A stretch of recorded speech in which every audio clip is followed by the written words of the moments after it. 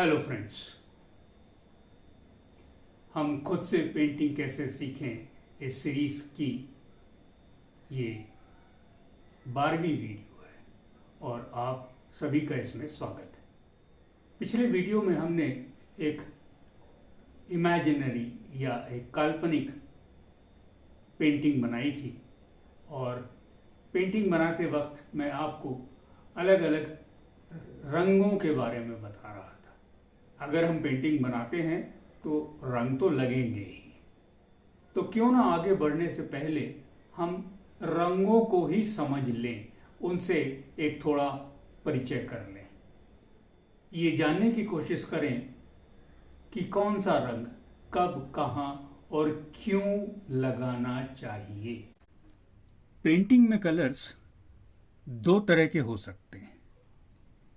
एक वो कलर्स जिनको हम जानते हैं, पहचानते हैं, उनके नाम हमें पता होते हैं। दूसरा टाइप वो कलर्स का है जिनको हम कोई नाम नहीं दे पाते या हम उनको पहचानते नहीं हैं। ये कलर्स की आपस की मिक्सिंग में तैयार होते हैं। तो जिन कलर्स को हम जानते हैं, पहचानते हैं, ये होते हैं बेसिक कलर्स या प्राइमरी कलर्स या सेकेंडरी कलर्स, जैसे येलो, रेड एंड ब्लू। जब यही कलर्स आपस में मिलते हैं तब सेकेंडरी कलर्स बनते हैं, जैसे ऑरेंज, वॉयलेट और ग्रीन। ये सब हमें पता है, इनके नाम हमें पता है, हम इनको जानते हैं। जहां भी हमें दिखता है हम कहते हैं ओके, ये तो ग्रीन है, ये ऑरेंज है, ये रेड है, ये येलो है। इन कलर्स को रेनबो कलर्स भी कहा जाता है, या कई जगह आपने देखा होगा कि पेंटिंग की क्लासेस में या पेंटिंग की बुक्स में आपको एक व्हील भी दिखने को मिलती है, जिसे कहते हैं कलर व्हील। तो अगर आप देखें तो ये कलर व्हील जो है,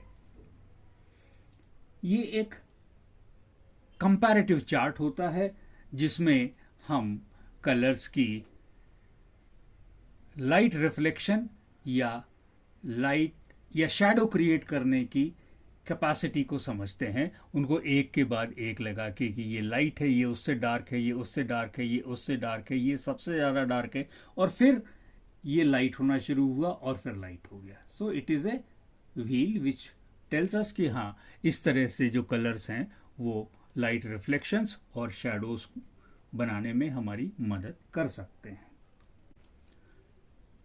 अब देखें, प्राइमरी और सेकेंडरी स्टेज तक तो हमें सब कुछ पता है, हम जानते हैं, उन कलर्स को पहचानते हैं, उसमें कुछ बहुत बताने की जरूरत नहीं है। लेकिन सेकेंडरी कलर्स जो प्राइमरी कलर्स को से मिलके बनते हैं, इसके बाद जो कलर आते हैं वहां पर ही एक आर्टिस्ट को अपना दिमाग लगाना पड़ता है, सोचना पड़ता है। अब हम बात करते हैं उन कलर्स की जो पेंटिंग बनाते समय हमारे विजुअल में आते हैं, इन आपस में कलर मिक्सिंग के कारण।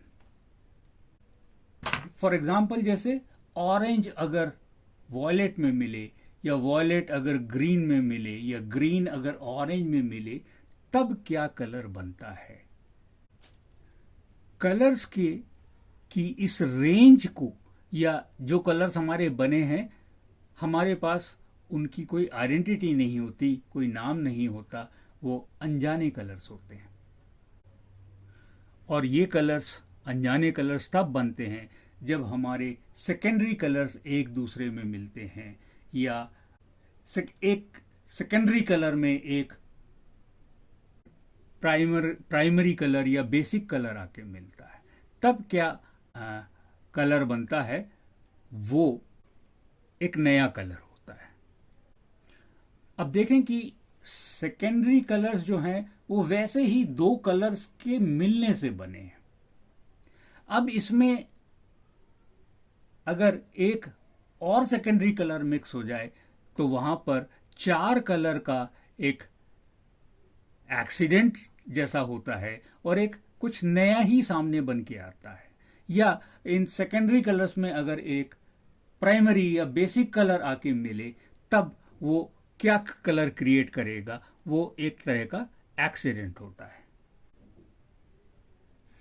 ऐसे एक्सीडेंट्स हम आर्टिस्ट के लिए कभी कभी बहुत सुखदाई होते हैं और कभी कभी बहुत दुखदाई भी होते हैं। पर एज एन आर्टिस्ट हमने इन एक्सीडेंट्स को बार बार करना चाहिए। इन एक्सीडेंट्स को हम एक तरीके का एक्सपेरिमेंट भी कह सकते हैं, और एक्सपेरिमेंट से हम नई चीजें सीखते हैं। तो यहां हम एक एक्सपेरिमेंट करके देखते हैं क्या होता है। हमने ऑरेंज लिया,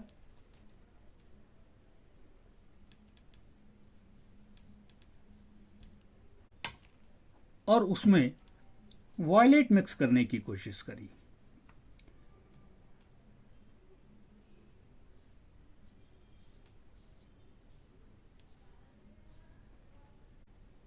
तो देखिए ये एक एक्सीडेंटल कलर बना। अब इसको हम कोई नाम नहीं दे सकते। ऐसे ही हम ऑरेंज में ग्रीन मिला के देखें क्या होता है।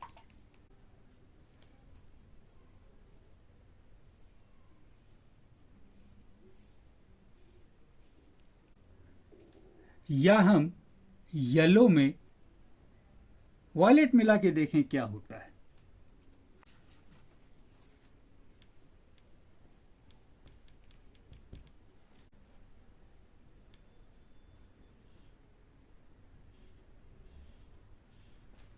तो ये जो कलर्स बने इन्हें हम कोई नाम नहीं दे सकते। ये एक तरह के से हम इनको ग्रेस कह सकते हैं, नेचुरल ग्रेस कह सकते हैं, या फिर एक्सीडेंटल कलर्स कह सकते हैं। तो इस तरीके से ये हमारे व्यू में ये शेड्स आते रहते हैं, ये कलर्स आते रहते हैं। इसका कारण ये है कि हमारे विजन में आने वाले बहुत से कंपोनेंट्स सिर्फ प्राइमरी कलर्स में नहीं होते। फॉर एग्जाम्पल जैसे पत्थर, जमीन, घास के मैदान, पहाड़, रास्ते, सनसेट और सनराइज के समय आकाश का रंग, ये इन्हीं इसी तरह के अननोन कलर से ही बनकर आते हैं। उन कंपोनेंट्स के ऊपर उनका अपना ओरिजिनल रंग, उसके ऊपर लाइट और शैडो का असर, ये बहुत सारी चीजें इन कलर्स को बनाती हैं और वही चीजें हमें यहां दिखती हैं। हमारे विजुअल में ज्यादातर ये अनजाने रंग ही होते हैं, पर इनसे हमारी पेंटिंग में एक वास्तविकता आती है, एक नेचुरलिटी आती है। तो हमें एक्सीडेंट से डरना नहीं चाहिए, बल्कि उनसे सीखना चाहिए। रंगों से गर्मी और सर्दी का एहसास भी कराया जा सकता है।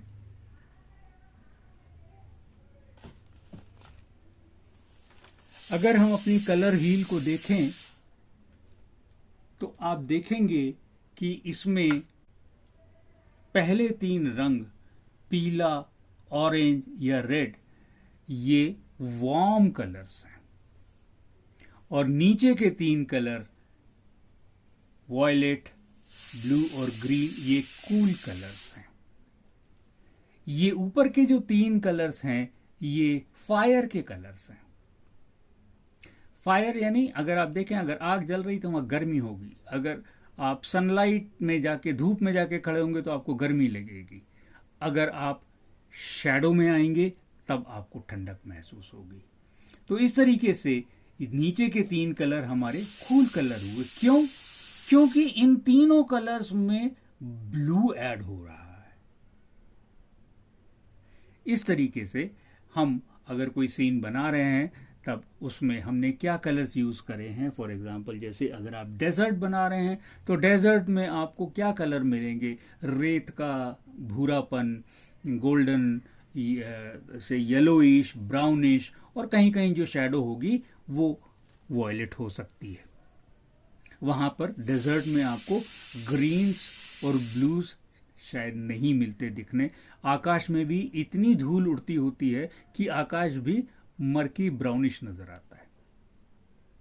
वैसे ही अगर हम बरसात में देखें तो बरसात में भी बारिश होके जमीन के ऊपर घास उग जाती है, सब कुछ हरा हरा हो जाता है, पेड़ पे नई पत्तियां आ जाती हैं, तो पूरे एटमॉस्फेयर के में एक कूल कलर नजर आता है जो हर तरफ फैला होता है और उससे आपके व्यू में एक कूलनेस आती है। तो इस तरीके से हम अपने कलर के इंटेलिजेंट यूज से किसी जगह का वातावरण भी महसूस करा सकते हैं देखने वाले को।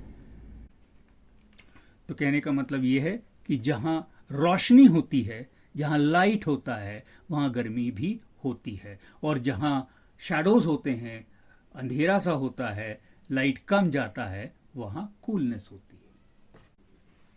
तो अब इससे हमको समझ में आया कि जैसे painting is a systematic plan calculated arrangement of reflections and shadows. तो जहां हमें रिफ्लेक्शंस दिखाने हैं वहां हमें वार्म कलर्स यूज करने चाहिए, और जहां हमें शेडोज दिखानी है वहां हमें कूल कलर्स यूज करने चाहिए। अब वो वार्म कलर आपका येलो भी हो सकता है, ऑरेंज भी हो सकता है, रेड भी हो सकता है। यहां पर आप देखें कि ये वार्म कलर है और ये कूल कलर आया, तो ये शेडोड पार्ट हो गया, ये ब्राइटन अप पार्ट हो गया। यहां पर ऑरेंज में ग्रीन आया तो ये थोड़ा ठंडा हुआ, शैडो हुआ, और ये ब्राइट पार्ट हुआ। इसी तरीके से जब हम काम करते हैं तो हम रिफ्लेक्शंस एंड शैडोज क्रिएट कर सकते हैं। अब हमारे कलर बॉक्स में भी हम देखेंगे कि हमें अलग अलग किस्म के येलो मिल रहे हैं। ये गोल्डन येलो है, ये लेमन येलो है, ये गोल्डन येलो है, और एक येलो ओकर होता है। फिर उसके बाद रेड्स में आप देखें कितने कलर्स हैं। फिर ब्लू में देखें आपको 3 वेराइटीज है। तो एक आपको लाइट ब्लू मिलेगा, एक डार्क ब्लू मिलेगा या मीडियम मिलेगा, और एक बहुत ज्यादा डार्क मिलेगा। ऐसे ही येलोज में भी लेमन येलो लाइट है, गोल्डन येलो थोड़ा डार्क है, और येलो होकर काफी डार्क येलो होता है। ऐसे ही रेड्स में भी है। तो इस तरीके से इन कलर को भी, ये भी हमें एक फैसिलिटी देते हैं कि हम लाइट और शैडो क्रिएट कर सकें। हमने कौन सा येलो लिया और उसमें कौन सा रेड मिलाया तो किस किस्म का ऑरेंज बना, ये देखने की चीज है। तो इन रंगों को आप खुद लगाकर महसूस करें और उनको एक्सपीरियंस करें और अपनी समझ से अपने काम को आगे बढ़ाएं। चलिए, तो यहां पर मैं इस वीडियो को बंद करता हूं। Thank you.